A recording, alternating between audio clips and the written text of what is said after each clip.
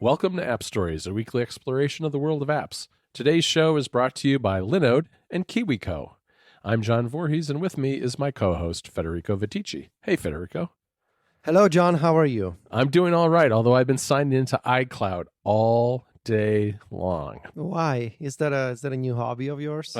No. You could call this a mini topic. I have a mini rant about iCloud because someone was trying to get into my Apple ID that use for the App Store, and music and that kind of thing. Not the one that's connected, fortunately, I guess, not the one connected to my email or my contacts or any of that kind of stuff. But as a result, I changed both of them. I changed the passwords. Fortunately, I had two-factor authentication already enabled for both, so nobody got in, I don't think. But now, especially since I just bought a new Mac recently, I have had to go through and log in a million different places. And I just wish that this was more centralized. I mean, I kind of get that if you centralize the process, you're creating a security risk to some degree. But, my HomePods didn't work, and my Macs didn't work, and my iPhone and my iPad, nothing worked at all. And so I'm in the process of getting ready to travel for a little while. And this is the last thing I needed, was to do a lot of signing in with a complicated password over and over again throughout the day. But I think I'm almost there. I just need to turn on the Apple TVs and make sure that those are all situated. And I think I'm good. That sounds terrible, and I'm so sorry you're having to go through this. It sounds like just my worst nightmare, being signed out of my Apple ID on all of these different devices. Yeah, I had that moment where it asks you when you change your password, it's like, do you want to sign out of all these devices? And the answer was, well, no, I really don't, but I think I kind of have to. for Given the option, I would prefer not to, but sure. Right. And so, and it's not just me. It's not just me and my devices. It's Jennifer's, my kids, and, there's the Apple Music we have like a family plan. So everybody's got to deal with this to some degree, right? Everybody's got to deal with it to one degree or another. And it's been a little bit of a day for that, but, I'll get through it, and hopefully I'll have everything up to date before I leave town. And that way I won't be getting text messages from my kids or Jennifer asking me, what's the password again? That kind of thing. All right. Well, good luck. Thanks. So what's the topic today? Okay, so the topic today is I wanted to talk to you about something that's been bugging me a little bit about pro apps on the iPad. And that's the fact that I feel like there are a lot more pro iPad apps out there than people recognize, because a lot of them are apps that someone like you or me, who's a tech writer, don't necessarily use in their day-to-day life. So they get dismissed kind of out of hand. And there's there are whole categories, whether it's music and audio or video production or development tools, all those kind of things, where people just kind of pass those by and they focus on pro apps that are designed for more either writers or office workers or just everyday people, things like text editors and task managers and that kind of thing. But the ecosystem of pro apps is a lot broader than that. So today, we're not going to talk about some of these apps that are pro apps that are outside of that realm in terms of what we think of them, because we don't necessarily use them. But we wanted to highlight some pro apps on the iPad and iOS in general that are out there, just so people understand what they are, and also kind of talk a little bit about what are the advantages of these apps on iOS and what are some of the disadvantages. What are the what are the pain points and kind of the friction in the system in trying to use these kind of things to get professional work done on iOS. I like that idea a lot, especially the contrast between you have some advantages because it's on iOS and it's got that modern aspect to it, but you also have some issues that are not necessarily issues of the app itself, but more of platform issues that sort of reverberate across all of the developers that try to use those technologies. For example, like file management, as we're going to talk about. So I think it's a very it's a good lens to evaluate sort of developer creativity versus the limitations of the platform. Yeah, I like that approach a lot. This episode of App Stories is brought to you by Linode. With Linode, you can instantly deploy and manage an SSD server in the Linode cloud. And you can get a server up and running in seconds with your choice of Linux distro, resources, and node location. It doesn't matter if you're working on your first server or deploying a complex system, Linode are the folks to go to. They offer the fastest hardware and network and outstanding customer support if you ever need help. It's super easy to launch a Linode cloud server, and their block storage is available in Newark, Fremont, Dallas, Atlanta, Frankfurt, London, and Singapore.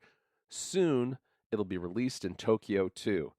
Version 4 of Linode's RESTful API is out in beta, and it includes an officially supported Python CLI. And right now, Linode is hiring. If you want to learn more and check out what they're looking for, just go to linode.com/careers. I love Linode because it's an incredible value. The price is right and the product is solid. We use it for some things at Mac Stories and we never have problems. And if you do have a problem, there are people to ask. You can get to someone to help you right away. It's a fantastic service. Linode has pricing options to suit everyone. Their plans start at 1 gigabyte of RAM for just $5 a month, and they offer high memory plans starting with 16 gigabytes of RAM. And Linode have a special offer for listeners of App Stories. You can go to linode.com/appstories and use the promo code AppStories2019 to get $20 towards any Linode plan. On the 1 gigabyte of RAM plan, that's 4 months free. And with a 7-day money-back guarantee, you have nothing to lose. So give Linode a try today. That's linode.com/appstories and the promo code AppStories2019 to learn more, sign up, and make the most of that $20 credit. Our thanks to Linode for supporting App Stories. Of course, we were sort of thinking about the different categories that we can talk about. And John, you wanted to talk about audio and music.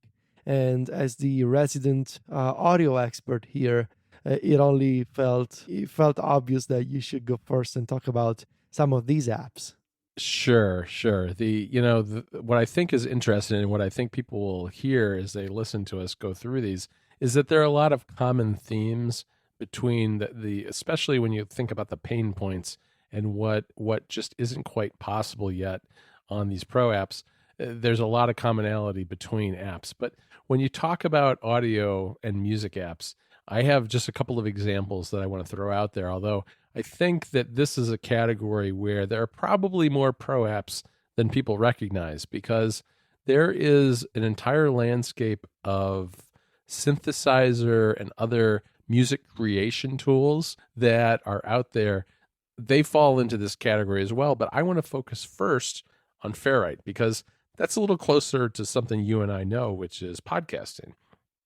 And Ferrite is an iOS that's really, I think of it as the Logic 10 for podcasters because it's a multi-track audio editor, but it's specifically designed for spoken word as opposed to music. Because Logic, I know you don't use Logic on the Mac, and you're lucky because... How can you tell? I don't know. But the thing about Logic is that it's made for musicians. And so there's an incredible number of tools built into it that are designed for playing musical instruments. And you just don't need that if you're a podcaster. Ferrite is designed around spoken word content. And the thing that is really useful about it on iOS is that not only is it tailored to podcasting, but it's portable. So you don't have to be tied to a desk in order to do your editing. Now, there are some disadvantages, and one of them is, I know from talking to some people who use it to edit, is that kind of that crick in your neck you get when you're sitting there with the iPad on the desk, hunched over it, trying to edit all your tracks in a podcast. But it does create a certain amount of freedom where you don't have to be tied to a desktop computer. You can do it wherever you want, whether you're sitting on the couch, traveling, whatever it is, which makes a big difference. But the biggest problem I think Ferrite has, or one of the biggest problems, is that the audio system on iOS can't handle, simultaneous transmission of audio, right? I mean, this is a problem that I know you've been trying to solve, and And it can be solved with money because I know that the USB Pre 2 can kind of act as a middleman and handle this issue. But when we record, we're talking over Skype and we're recording locally each of our own tracks. And so we have both a Skype conversation going on and recording of audio happening at the same time. That's not something that iOS can handle just out of the box with a microphone attached to the USB-C or Lightning port. If you put something like a USB Pre 2 in between, you can make it work, but that's a system that costs, as just the Pre alone costs the same as a high-end iPad Pro. So Yeah. so it's doable, but it's not really economical. And there's one thing that I'd like to see come in iOS 13 is the ability to deal for the OS to handle those multiple audio tracks at one time.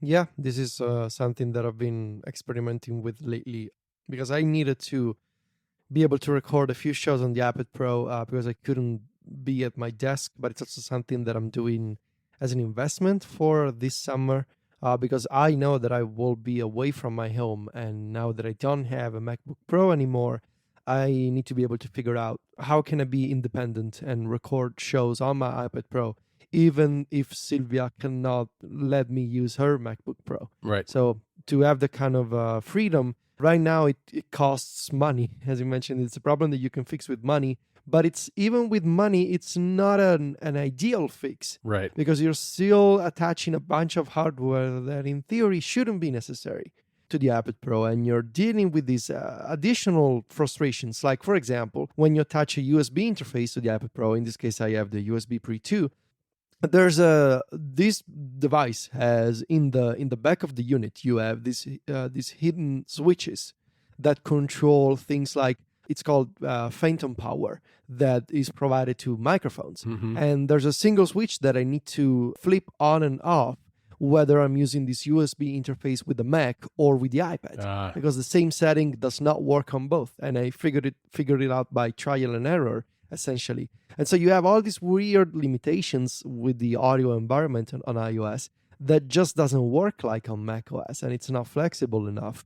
And not to mention the file management aspect, in that you cannot record an audio track straight to a file on iOS. So you have to use a separate recorder that saves audio to an SD card. But of course, even though the iPad Pro has a USB-C port, it cannot read data from SD cards. So you have all these limitations that are compounded by the fact that you have to spend money, a lot of money, to make this work.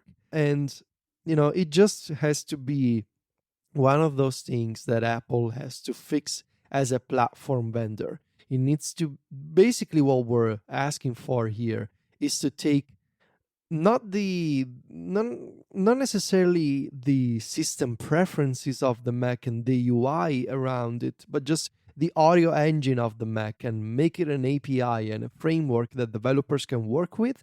And then we'll get developers, shipping apps like Audio Hijack, or like versions of QuickTime, for example, like simple audio recorders that can let you switch between inputs and all that kind of stuff. Personally, I think all of these should have a pretty modern UI on iOS, where maybe from Control Center on the iPad, you can say, I want to pick this microphone and I want to pick this output device and all that kind of stuff. Again, right now it's possible, but if you want to do what we do, you have to spend a bunch of money and you have to get a bunch of extra hardware. Yep. That doesn't change the fact that Ferrite is a pretty awesome app if you want to record podcasts locally, and especially if you want to edit files. I know many, many friends who are now using Ferrite as their sort of a version of Logic for the iPad. Yeah, it's a fantastic app, and it unfortunately it has to deal with these restrictions, but if those were lifted, I would move to it in a heartbeat, I think. And I'll let you get into kind of external file storage a little more when we get to video and photography. But, that's the problem, is if you're recording locally your audio onto an SD card, now you've got to get that SD card. You have to get that audio file, whether it's a WAV file or whatever, onto your iOS device. And because when you connect an SD card reader to an iPad, you're only going to be able to import automatically the photos on that SD card. You need to find a way to get that WAV file onto the iPad. And so there are a lot of different solutions for that. I know that you have been testing a couple of them, at least maybe 3 of them, I think. Yeah. And you can talk about that with photography. But again, it's like it's another piece of extra hardware that you need in order to make this all work. This episode of App Stories is brought to you by KiwiCo. When you're looking for activities for your kids, it's a bonus if it's something that they can learn from too. But finding projects that are actually fun and educational is really hard. This is where KiwiCo comes in. They have an awesome selection of hands-on projects for kids of all ages. Here's how it works. You sign up for a KiwiCo subscription, and every month you'll receive a crate full of exciting projects. These projects have been designed to encourage confidence and creativity. There are hundreds of hands-on projects available covering science, technology, engineering, art, and math. They have crates for all ages, too. There are options for kids from ages 0 to 16 plus. And there's even a crate called the Eureka Crate that's for ages 14 to 104. KiwiCo sent me one of their Tinker crates for my son who's 15, and he loved it. The kit was called the Walking Robot. It had all the stuff you needed to create a walking robot. There was a motor and gears and feet and cutout pieces to put together the body of the robot. And it was more than just that. There's a great colorful guide for building the robot, which is really easy to follow, walking you through the process step by step. And the kit included something called the Tinker Zine, which is a little mini magazine with all sorts of information about robots to learn more and alternate ways you can set up your kit to make other robots, like a caterpillar or a penguin. It was really neat. My son really enjoyed it. One of the best parts is that the project was challenging without being frustrating, which is a really difficult balance to get, but KiwiCo has it perfectly figured out. Change the way your kids play with KiwiCo. Visit kiwico.com/appstories to get your first crate free. That's kiwico.com/appstories for your first crate free. It's a great way to encourage learning in a way your kids will enjoy. Again, that URL is kiwico.com/appstories. Our thanks to KiwiCo for their support of the show. The second app I want to mention is Capo, because Capo, I have not played guitar in a while, but I know how to hack my way around tablature and playing the guitar. And Capo is really cool because it lets you take songs from your music collection, slow them down without changing their pitch, and it also will actually pull the chords right out of the song and show you the chords that you need to play along. And just slowing it down, pausing, going, rewinding, pausing, going, rewinding, you can, after a while, pick out how to play your favorite songs on the guitar. And it's a fantastic app. But another limitation on iOS, and this one probably falls less on Apple and more on the music studios, but you can't use straight up Apple Music DRM'd music in Capo. Yeah. What you have to do is you have to go buy that song and pull it in to do that. And it's a roadblock. It's one of those things where when I first tried this app, I think I reviewed it in 2017, and all I wanted to do is, open up Capo and see my huge music collection and just pull out my favorite song and try to pick it out. But it's like, oh no, I got to go figure out what that song is, and then I got to go to the app, go to the iTunes store and buy the song, and then I can do it. And it's not that, again, is not something that's Capo's fault, but it's a limitation that's imposed by intellectual property rights, I guess, and the OS that makes it hard for that kind of app to be successful. Yeah, it's one of those things whenever I want to use some music in because I've tried to do videos on the iPad before. Right. I always remember I cannot use Apple Music tracks. I need to buy them, and I need to make sure that DRM is not applied. It's one of the downsides of the new music streaming era, being unable to use these tracks whenever you want. You mentioned video production and photography on the iPad, and there's something that I want to mention here. Of course, when it comes to photography, we have plenty of options. We have Adobe Lightroom. That is an excellent solution if you want to edit raw files and manage a library of raw photos.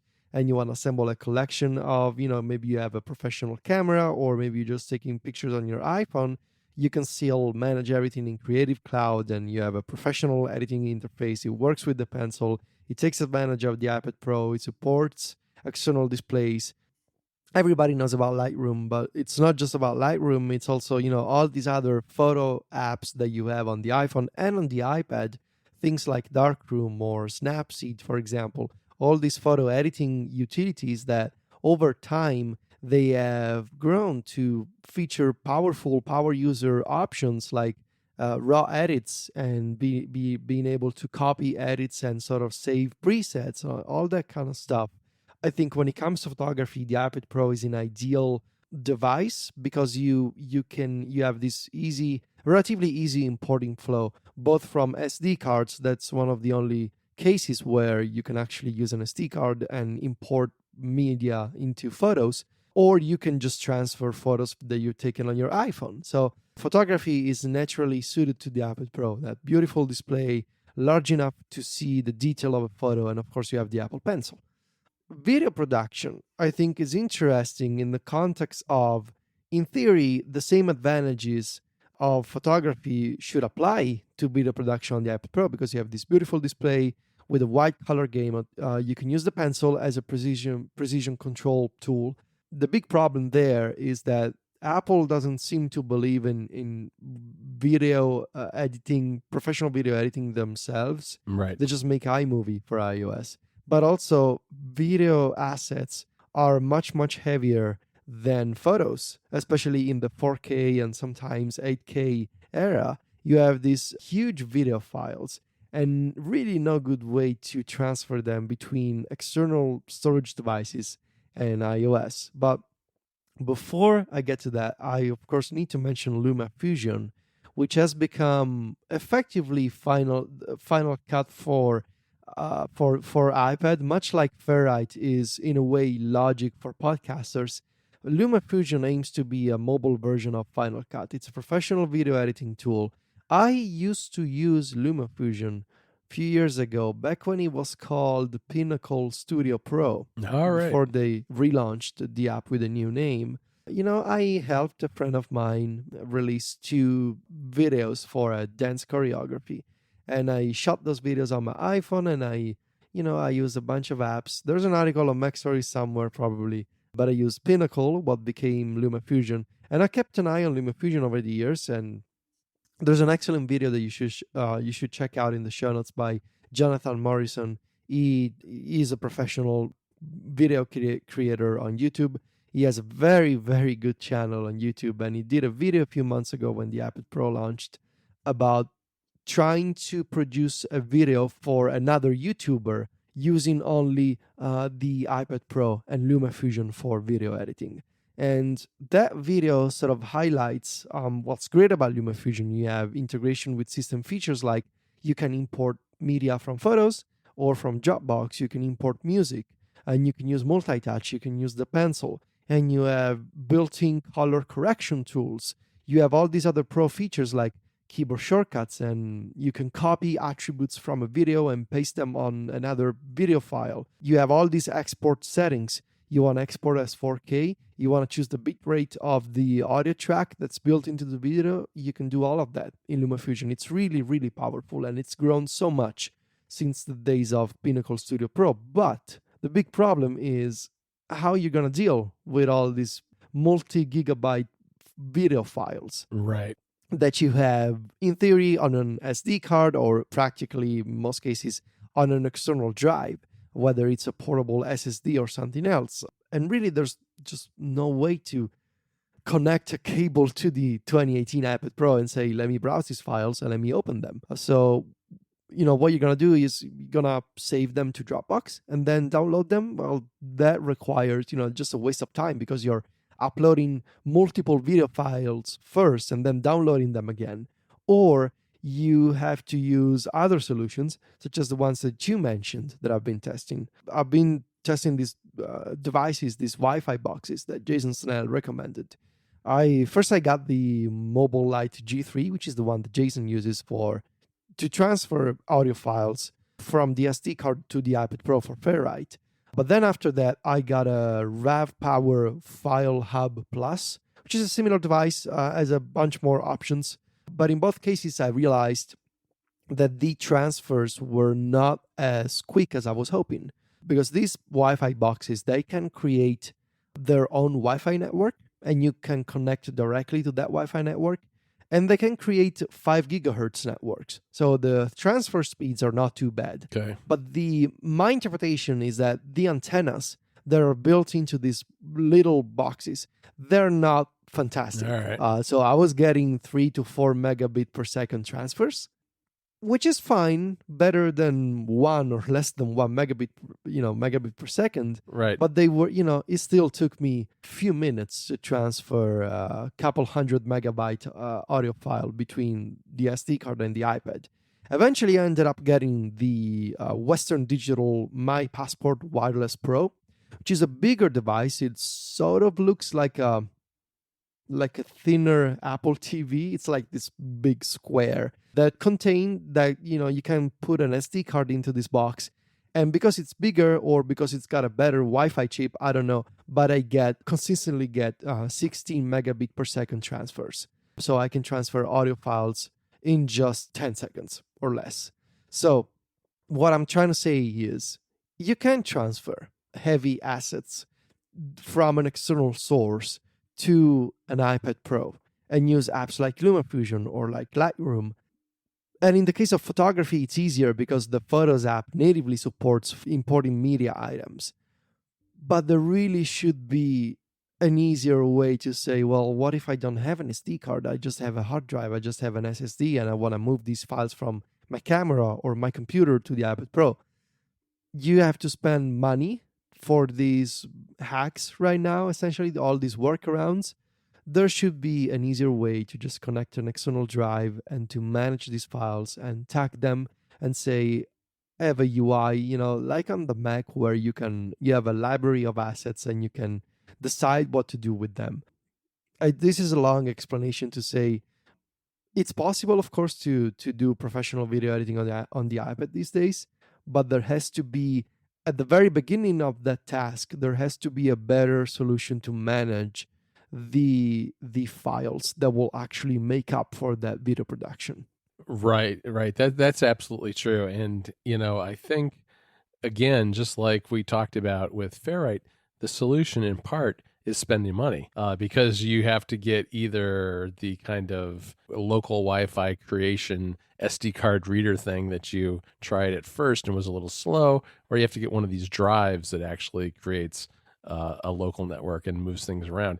Now, videographers have kind of figured this out to some degree because you've got things like the Western Digital wireless hard drive and SSD drives and the Narbox, which the Narbox is really cool. It was a Kickstarter project, and the 1.0 version was out, I think, a little over a year ago, and now a 2.0 is on the verge of coming out. And it looks really neat because what it is it's not only is it a drive and a battery and antennas in order to communicate with an iPad, it's got a little Linux computer in it. So you can actually do all sorts of, backup things from an SD card reader. You can attach another external drive. You can do all sorts of stuff with it and then use it in conjunction with an iPad and do your video editing. And I think that those solutions are out there and people don't really recognize that they exist because they are kind of geared towards videographers and not just the general public. And that's why I think if Apple were able to build this in to the OS itself, you'd kind of open up this entire world to make this sort of thing a lot more accessible to everyday people who just want to make a home movie. Yep. Okay, Federico, let's cover one more topic really quickly, and that is art apps, and I think this is a category that has probably done the best in terms of more broad acceptance and I guess mind share amongst the general populace, in that it's, we've got the iPad and we've got the Apple Pencil, and Apple wanted to show off how the Pencil works. So they've been pushing a lot of these apps to show people that the Apple Pencil can do all sorts of things. Mm-hmm. But I still feel like there are a lot of people who have been using the Mac or iOS for a long time aren't necessarily familiar with all these apps. And when it comes to art apps, there's really some premier apps being made by Affinity, whether it's Photos or their designer app or publisher. They really have taken desktop quality photo editing, design, and publishing right to the iPad.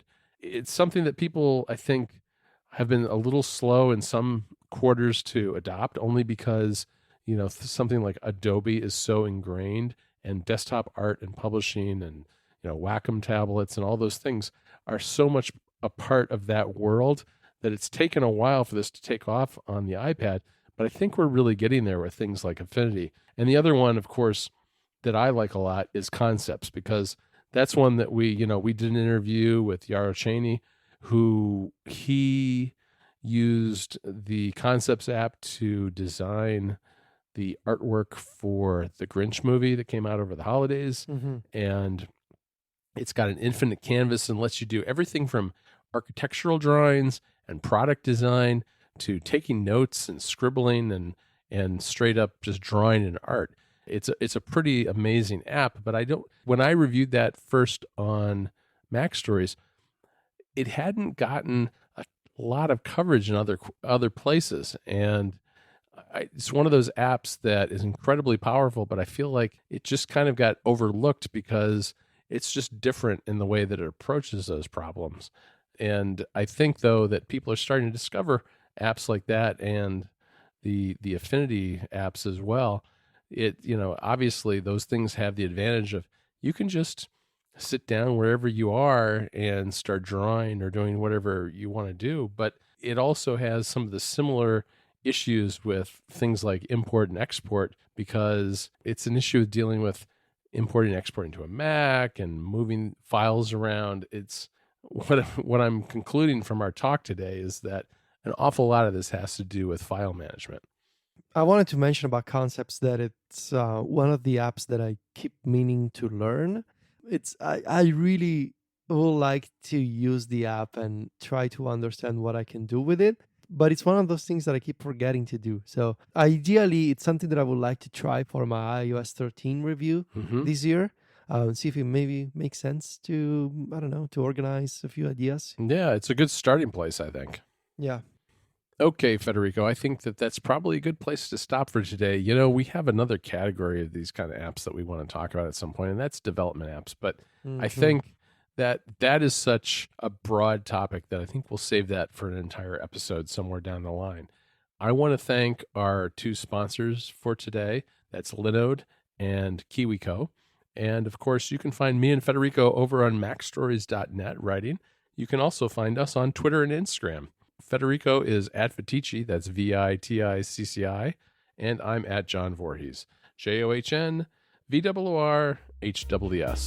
Talk to you next week, Federico. Ciao, John.